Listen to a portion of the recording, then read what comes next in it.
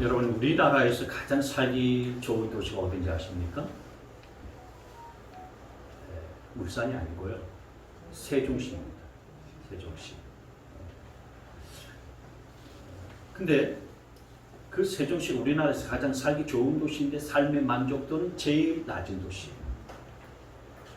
우리나라에서 출산율이 제일 높은 도시가 어딘지 아십니까? 방금 말씀드린 세종시입니다. 근데 자살률이 제일 높은 도시도 또한 이 세종시.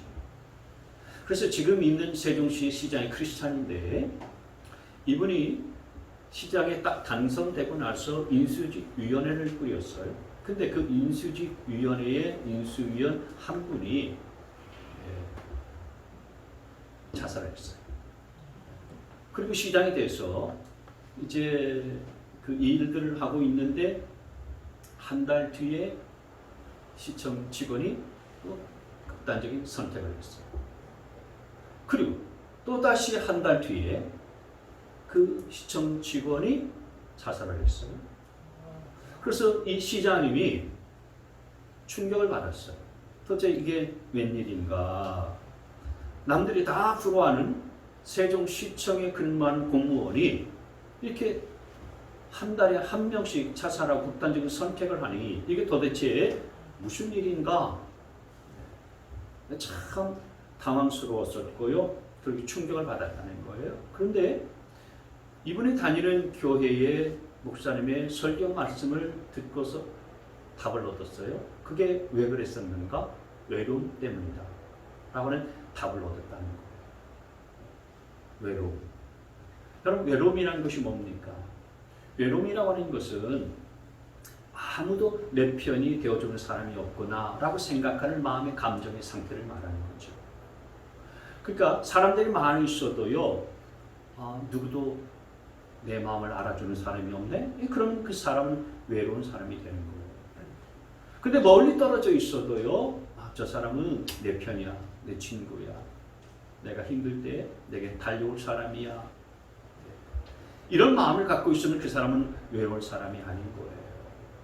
그래서 여러분, 여러분 아마 뉴스를 통해서 들으셔서 아시는지 모르겠지만 영국에는 이 외로움을 하나의 질병으로 그렇게 간주를 해서 그 외로움을 나라에서 관리를 하기로 했어요. 그래서 외로움 부처를 외로움 부를 만들고요. 외로움 장관을 만들었어요. 그래서 국가적으로 외로움을 관리한다는 거예요. 그래서 이런 일들을 겪고 난 다음에 이 세종시장이 우리나라 지자체에서는 가장 처음으로 외로움 전담관을 만들었다는 거예요. 이건 그냥 간과할 문제가 아니다. 이건 우리 사회에서 외로움에 있는 이런 분들을 이해하고 이들을 위로해 줄 전담관이 필요하다. 그래서 심리 상담을 전공을 한 사람을 전담 이제 담당관으로 그렇게 채용을 했다라고 하는 거예요. 그래서 그 외로움 전담관을 통해서 외로움을 호소하는 분들에게 들어주고 또 그 외로움을 이해해주는 그런 역할들을 하게 했다는 것입니다. 여러분, 성경을 보면 오늘 이 고린도후서 사도 바울이 쓴 서신인데 가장 많은 그 환난과 핍박을 받았었던 사람이 바로 이 사도 바울이에요. 그럼 사람이 자기가 실수하고 자기가 잘못을 해서 환난을 당하면 그것도 힘든데 하나님을 기쁘시게 일들을 하다가 이 환난과 핍박을 당하니까 얼마나 억울하고 또 얼마나 외롭겠어요. 근데 이 사도 바울이 그렇게 외롭고 힘든 과정 속에 있었음에도 불구하고 그것을 이겨낼 수 있었던 비결이 있었는데 그게 뭐냐? 그건 다른 게 아니라 하나님의 위로 때문이었다라고 하는 거예요. 그래서 오늘 본문 말씀이 그 하나님께서 위로해 주심으로 모든 환난과 핍박의 어려움을 이 사도 바울이 이겼다고 고백하는 말씀인데 다시 한번 열어주시기 바랍니다. 우리 주 예수 그리스도의 아버지신 하나님을 찬양합시다. 그는 자비로우신 하나님이시요 온갖 위로를 주시는 하나님이시요 4절 온갖 환난 가운데서 우리를 위로하여 주시는 분이십니다. 따라서 우리가 하나님께 받는 그 위로로 우리도 온갖 환난을 당하는 사람들을 위로할 수 있습니다. 그리스도의 권한이 우리에게 넘치는 것과 같이 그리스도로 말미암아 우리의 위로도 또한 넘칩니다. 여기 위로를 계속해서 제가 빨간 글씨로 표시해 놨잖아요. 여러 번 반복해서 나오는 단어가 이 위로라는 단어인데 사도 바울이 엄청난 환난과 핍박이 많았지만은 그걸 이겨낼 수 있고 견뎌낼 수 있었던 비결은 뭐냐? 이 위로 때문이었다는 거예요. 하나님의 위로를 받아서 그 환난을 이겨나가고요. 외로움도 이겨나가고요. 그리고 핍박도 이겨나갈 수가 있었다라고 하는 거죠. 그래서 오늘 이 하나님의 위로가 어떻게 임하는지를 세 가지로 간단하게 살펴보면서 은혜를 나누려고 합니다. 첫 번째로 위로는 말씀을 통해서 임한다라고 하는 사실입니다. 같이 한번 읽을까요? 시작.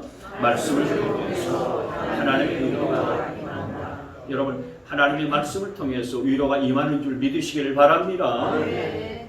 사도행전 27장 말씀에 보면은 사도 바울이 억울한 누명을 쓰고 죄수한 죄수의 신분으로 로마에 배를 타고서 이송되어져 갈 때가 있었어요.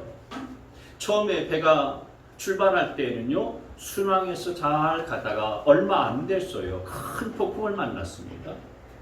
그 폭풍을 만나가지고 배가 다 깨어지게 되어졌고 사투를 벌이는 중에 하나님께서 밤중에 천사를 보내서 이 사도 바울을 위로해요.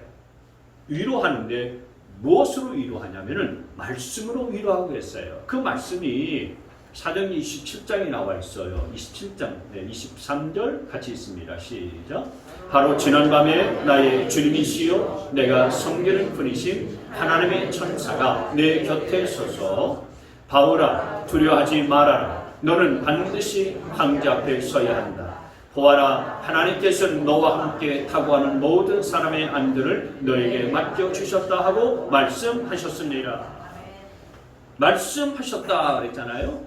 뭐라고 말씀하셨습니까? 바울아 두려워하지 마라. 너는 이 폭풍 때문에 죽지 않는다. 하나님이 천사를 통해서 바울에게 말씀을 해주셨어요. 이 말씀을 통해서 사도 바울을 위로해 주셨던 거예요.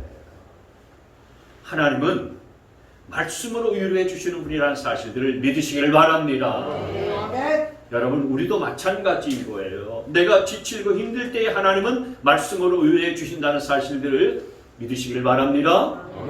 설교 말씀을 통해서 하나님께서는 우리를 위로해 주실 때가 있어요. 기도를 통해서 하나님이 들려주시는 음성으로 우리를 위로해 주실 때가 있는 거예요. 또 어떤 때는 찬양을 통해서 우리에게 위로해 주실 때가 있다는 사실들을 믿으시기를 바랍니다. 여러분 오늘 우리가 힘차게 하나님 앞에 찬양을 올려드렸는데 찬양이라고 하는 것은 사실은 결국 말씀의 내용이잖아요. 말씀의 내용, 찬양의 가사는 말씀의 내용에 곡을 붙인 것이지 않습니까? 그렇기 때문에 찬양 가사를 통해서 하나님 우리를 위로해 주실 때가 있는 거예요. 그래서 여러분 하나님의 위로는 말씀을 통해서 오기 때문에 이 말씀을 저와 여러분들이 꼭 붙들 수 있게 되어지기를 바랍니다. 여러분이 이 말씀에 사로잡힐 수 있게 되어지기를 바랍니다. 하나님의 말씀에 나를 묶어버릴 수 있게 되어지기를 바랍니다. 왜 그렇습니까? 이 말씀을 통해서 하나님이 나를 위로하시기 때문인 거예요. 여러분이 성경 말씀을 구약 신약이라고 그러잖아요. 그럴 때 그 약속이라는 거예요. 언약이라는 것입니다.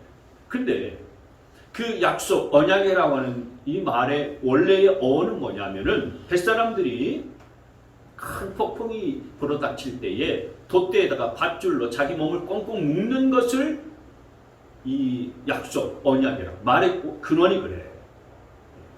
돛대에다가 밧줄로 내 몸을 꽁꽁 묶어요. 그럼 답답하죠? 답답하지만은 그러나 그렇게 묶어 놓으면은 큰 폭풍이 몰아닥칠 때도 그 파도에 쉽수려 내려가지 않는 거예요. 근데 답답하다고 풀어놔요? 풀면은 좀 편안하잖아요. 자유롭잖아요. 내 마음대로 뭔가 할 수 있잖아요. 여러분 하나님의 말씀에서부터 내가 이제 말씀이 나를 구속하는 것 같고 말씀이 나를 조이는 것 같고 나를 메워놓는 것 같아서 내가 이 말씀에서 벗어나서 그냥 자유롭게 내 생각대로 살아보세요. 처음에는 좋은 것 같을지 몰라도요. 큰 인생 가운데의 환란의 풍파가 몰아닥치게 되어지면 그 환란의 풍파에 내가 그냥 쉽수려 내려가 버리고 마는 거예요. 그래서 여러분 하나님의 말씀에 저와 여러분을 꽁꽁 묶어놓고 이 말씀을 붙들 수 있게 되어지기를 바랍니다. 그래야 우리가 이 말씀을 통해서 살아나게 되는 것이고요. 위로를 경험할 수 있게 되어지는 것입니다. 여러분 살면서 힘들 때마다 환난 풍파가 닥칠 때마다 말씀을 가까이 하시고 말씀을 꼭 붙드셔서 말씀을 통해서 주시는 하나님의 위로를 경험할 수 있게 되시기를 주님의 이름으로 축복합니다. 아멘. 두 번째는 하나님의 위로는 어떻게 임하느냐면 좋은 만남을 통해서 위로가 임하게 된다는 거예요. 같이 한번 읽습니다. 시작. 좋은 만남을 통해서 하나님의 위로가 임한다. 하나님은 사도 바울에게 좋은 만남을 그렇게 주셔서 사도 바울을 위로하셨어요. 사도 바울이 어디에서 주님을 만났는지 혹시 여러분 아십니까? 사도 바울은 다메섹에 있는 예수 믿는 사람들을 붙잡으려 가는 길가에서 가는 길에서 우리 주님을 만났어요. 그러니까 그 다메섹 도상에서 주님을 만났고 부활하신 주님을 만나서 완전히 깨어지고 새로운 사람이 되어졌어요. 그래서 완전히 변화되고 달라졌는데 예루살렘 교회에서는 사도 바울이 회심했다는 사실들을 믿지를 않았습니다. 왜냐하면 이 바울이 얼마 전까지만 해도요 예수 믿는 사람들을 아주 핍박하고 교회를 핍박했었던 장군이었거든요. 근데 어느 날 갑자기 그 교회 앞에 나타나서 내가 예수 믿고 변화됐습니다. 새로운 사람이 됐습니다. 라고 그렇게 말하니까 사람들이 믿겠습니까? 못 믿어요. 저 사람이 우리 교회에 들어와서 또 누구를 붙잡아 가려고 저렇게 위장 전술을 쓰는 거 아니야? 이런 생각을 가지고 있었던 거예요. 의심했었던 겁니다. 그래서 사람이 이렇게 믿어주지 않으면 굉장히 억울하고요. 외롭잖아요. 그런데 하나님께서 이 사도 바울을 위로하시는데 어떻게 위로하시냐면 좋은 만남을 통해서 이 사도 바울의 마음을 위로해 주셨어요. 그 만남은 누구와의 만남이었냐면 바나바라고 하는 사람의 만남이에요. 바나바. 이 바나바라고 하는 사람은요 초대교회 당시에 굉장히 존경받는 사람이었습니다. 영향력이 있었던 사람이었어요. 착한 사람이었고 구제를 많이 하는 그런 사람이었어요. 그래서 사람들이 바나바가 하는 말 같으면 다 믿는다고 그랬어요. 이 바나바가 사도 바울을, 사도가 되기 전이죠. 이 바울에 대해서 이 바울이 예수님을 만난 것 맞습니다. 예수님을 만나서 변화된 사람이 됐고 맞아요. 내가 증언할 수 있습니다. 내가 보증할 수 있습니다. 그래서 이 바나바가 예루살렘 교회 성도들에게 이 바울이 예수님 만나서 회심한 것이 맞다라고 증언해 주고 변론해 주었기에 바나바가 저렇게 말한다면 우리가 그걸 믿는다. 그래서 예루살렘 교회가 바울을 받아들였어요. 우리 한 가족, 믿음의 한 가족으로 받아들일 수가 있었던 거예요.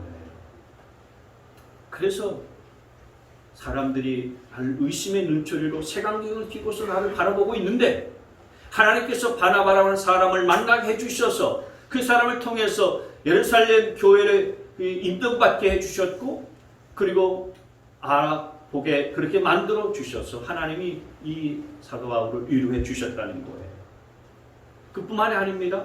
제가 방금 전에 사도행전 27장 말씀 드렸었던 것처럼 사도 바울이 이제 죄수의 신분을 가지고서 로마에 배 타고 가는데 풍랑 만나서 몇 개월 거쳐가지고 로마 땅에 겨우겨우 도착했어요. 낯선 땅 아닙니까? 죄수의 신분을 갖기 때문에 아무도 알아주는 사람이 없었어요. 그런데 하나님께서는 그 로마 땅에 이미 있었던 믿음의 동역자들을 만나게 해주셔서 사도 바울을 위로해 주셨어요. 그래서 사도행전 28장 15절 말씀이 이 말씀이 나와요. 거기 신도들이 누구냐면은 로마에 있는 성도들 말하는 거예요. 우리 소식을 듣고서 아피온 광장과 트레스 마을까지 우리를 마중 나왔다 이거예요. 그래서 바울은 그들을 보고서 하나님께 감사를 드리고 용기를 얻었다라고 말하고 있는 거예요. 지금 낯선 로마 땅에 처음으로 죄수의 신분을 갖고서 가는데 두렵고 떨리고 외로웠어요. 근데 하나님은 이렇게 믿음의 사람들을 예비해 두셨던 거예요. 그래서 그들을 통해서 위로도 얻고 용기도 얻게 해주셨다라고 하는 거죠. 여러분, 저와 여러분도 환난 많은 이 세상을 살아갈 때에 우리에게 힘이 되고 용기가 되어지는 좋은 만남들을 갖게 해주셔서 우리 인생 고비고비마다 중간중간에 그런 좋은 만남을 배치해 주셔서 저와 여러분을 위로해 주시는 줄 믿으시기를 바랍니다. 가장 적절한 시기에 좋은 만남을 하나님이 갖게 해주셔서 위로해 주시는 거예요. 하나님께서 모든 그런 힘든 환경 속에서 이렇게 좋은 만남을 통해서 저와 여러분에게 용기도 주시고 위로도 주시는 그런 하나님이신 것을 믿으시기를 바랍니다. 세 번째로 하나님은 신기한 사건을 통해서 우리에게 위로를 주실 때가 있어요. 같이 있습니다. 시작. 신기한 사건을 통해서 하나님의 위로가 임합니다. 신기한 사건이라고 하는 것은 기적과 같은 일들을 말하는 거예요. 하나님은 기적과 같은 사건들과 일들을 벌이셔서 저와 여러분들을 위로해 주시는 분이십니다. 사도행전 16장 말씀에 보면은요, 이 사도 바울과 실라가 그 빌립보에 갔을 때에 귀신 들린 여종 하나를 만나가지고 그에게 귀신을 쫓아내 주었어요. 그 일 때문에 억울하게 누명을 쓰고서 감옥에 갇히게 됐어요. 감옥에. 근데 감옥에 갇히는 가운데서도 이 바울과 실라가 그 안에서 하나님 앞에 기도하고 하나님 앞에 찬송을 했는데 하나님께서 이 사도 바울과 실라를 위로해 주는데 그 위로가 어떻게 나타나냐면 기적으로 나타나요. 기적.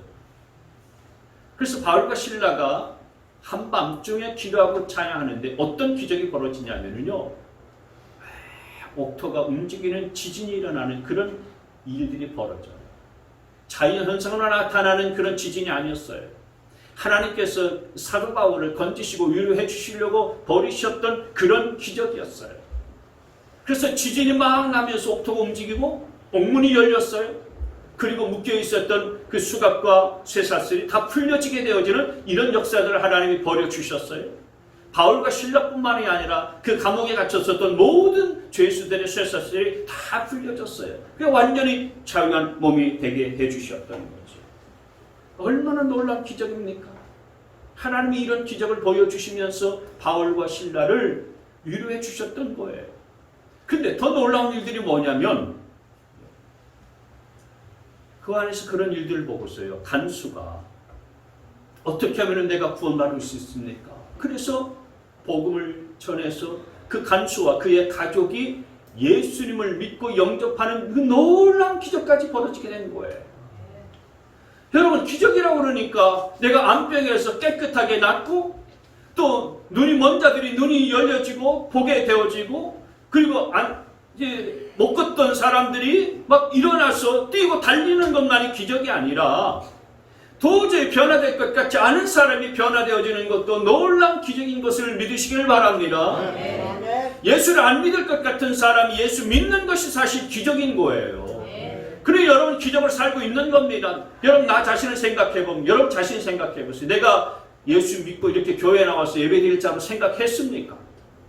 김용준 성도님 몇 주 안 보이셔서 무슨 일이 있었나 싶었는데 김용준 성도님 생각해보세요. 내가 이렇게 교회 제일 앞자리에 와서 예배 드릴 사람이라고 그렇게 생각하셨습니까? 웃으시네. 주변 사람들은 아마 그렇게 생각하지도 않았을 거예요. 근데 이렇게 나와서 하나님을 예배하고 예수를 믿는다는 것 자체가요 기적인 겁니다. 아멘. 그리고 변화되지 않을 것 같은 사람이 변화되는 것이 기적인 줄 믿습니다. 아멘. 결혼한 분들 아시겠지만 여러분 한 가정에서 여러분 부부라는 이름으로 30년, 40년을 살면서 잔소리를 해도요 바뀝니까? 안 바뀌잖아요. 교회도 마찬가지예요. 처음에 여러분 교회 나올 때 정말 예수 믿기로 하면서 교회 나온 분들이 몇 분이나 되십니까? 처음에 교회 나올 때는요 예수 믿어나 나온 게 아니에요 사실은. 끌려서 나오는 거지. 예의상 나와주는 거고 또 어떤 분은 가정의 평화를 위해서 내가 나가준다. 이런 분들이 수두룩해요. 얼굴에 쓰여져 있어요. 이마에 나는 가정의 평화를 위해서 나가줍니다. 딱 써있어요. 예의상 나가줍니다. 이마에 딱 써붙여 있다니까요. 그런데 한두 분이 아니에요. 수두룩합니다. 근데 그렇게 나오셨다가 이제 시간들이 지나가고 그리고 세월이 지나가면서 어떻게 됩니까? 야, 저 사람이 우리 남편이 저분이 변화될 것 같지도 않았는데 변화되어져 가는 것. 여러분 이것이 기적인 줄 믿습니다. 아멘. 하나님이 그런 역사들을 벌이시면서 우리를 위로해 주시는 거예요. 하나님이 함께 해 주시니까 저렇게 사람도 변화되는구나. 그게 위로를 받잖아요. 힘도 얻게 되고요. 용기도 얻지 않습니까? 윤복희 권사님 아시죠? 가수 윤복희. 이분이 여러분이라고 하는 곡을 만들었어요. 이 곡을 만든 때에는 아주 오래된 1979년이었는데 근데 이제 이 곡을 만들 때 이건 원래 윤복희 권사님이 작사 작곡을 다 해서 만들었는데 세상에 나올 때는 오빠 윤한기 목사님이 이름으로 나왔어요. 왜냐하면 이때 당시에 그 오빠 윤한기 목사님이 예수님을 안 믿었기 때문에 오빠를 전도하려고 자기가 곡을 쓰고 오빠 이름으로 그 곡을 낸 거예요. 그래서 윤한기 여러분이라고 생각하는 분들이 많이 있었다는 거예요. 이 윤복희 권사님의 간증을 이렇게 들어보면 이 여러분이라는 곡이 만들어진 배경이 그렇답니다. 이분이 이제 이 곡을 만들기 그 전해 1978년 12월에 연말에 몸에 아주 심한 열병에 걸렸다는 겁니다. 열병에 걸려서 정신이 나가가지고 병원에 실려갔는데 나중에 눈을 떠서 보니까 자기가 병원에 침상이 있는 것이 아니고요. 자기 이렇게 침상이 얼음 위에 자기가 누워 있다는 겁니다. 얼음 위에. 그러니까 병원에서 딱 보니까 이 사람은 이렇게 이 상태로 두다가는 죽을 사람이다. 그래서 침상에다 얼음을 잔뜩 깔아놓고 있어요. 그 위에다가 윤복희 권사님 열을 내리려고 그 위에다가 올려놨다는 거예요. 윤복희 권사님이 사실은 고아랍니다.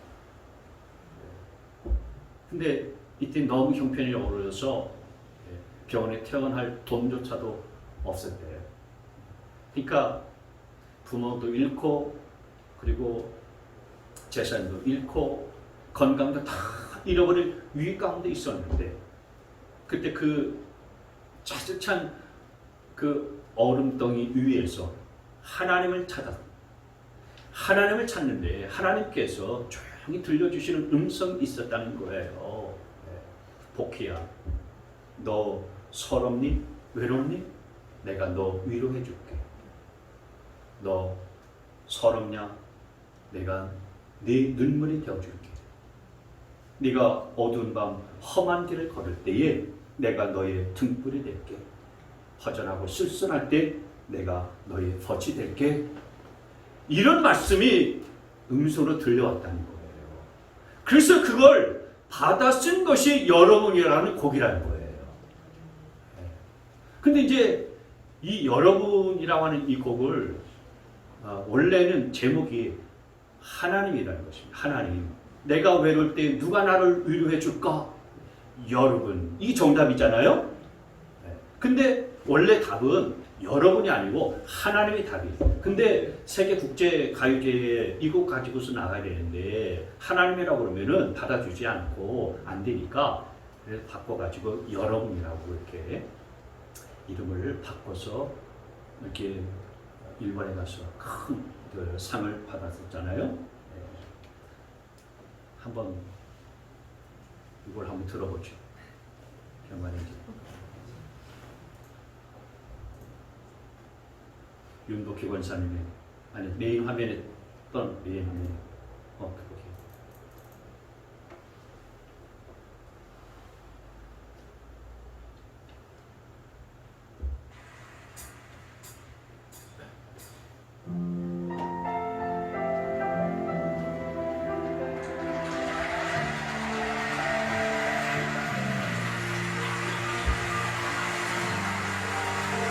그 여러분이 아니고 사실 제목 원래 제목은 하나님입니다. 이게 하나님.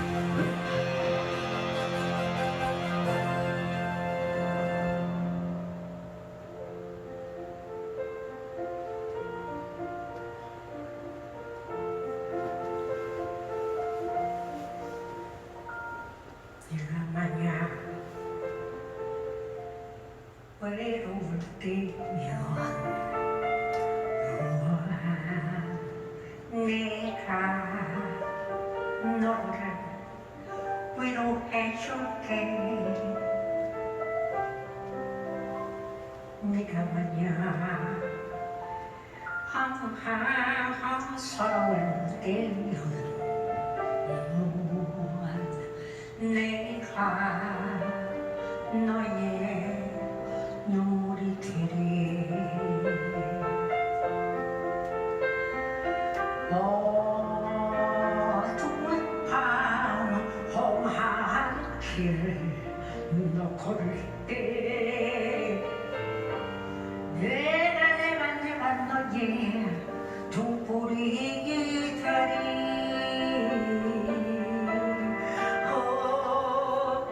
허전하고 쓸쓸할 때 내가 너의 벗되는 나는 너의 영원한 형제야.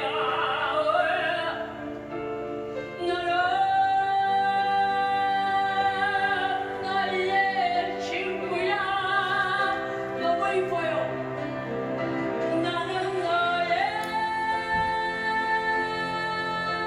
영원한 노래야.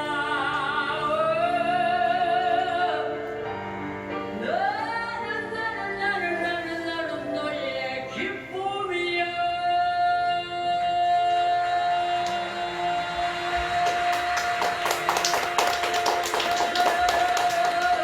이제 거기까지 나머지는 뒷부분은 집에 가서 들어보세요. 여러분이라고는 이 노래는 그래서 사람이 만들어낸 곡이 아니에요. 하나님께서 환난의 삶을 넘어가고 있는 이 윤복희 권사님을 위로해 주시기 위해서 하나님이 만들어내셔서 윤복희 권사님에게 주신 곡이에요. 여러분, 하나님은 위로의 하나님이신 줄 믿으시길 바랍니다. 우리가 인생의 환난 풍파를 넘어서 어디 가서 위로받지 못하고 또 어디 가서 내가 참 힘도 없고 무기력하고 고난 가운데 빠져 있을 때에 그렇게 힘든 순간에 저와 여러분 하나님의 말씀을 붙들 때 하나님께서는 그 말씀을 통해서 우리를 위로해 주시는 줄 믿으시길 바랍니다. 우리 인생을 가만히 돌이켜보면 신기한 일들, 기적과 같은 일들이 없지 않아 많이 있습니다. 그러나 그 안에서 우리가 하나님의 위로를 느끼면서 인생의 험한 삶, 하나님이 나의 벗된다라는 사실들을 믿고 기억하면서 여러분의 삶, 승리하는 삶이 다 되시길 주님의 이름으로 축복합니다.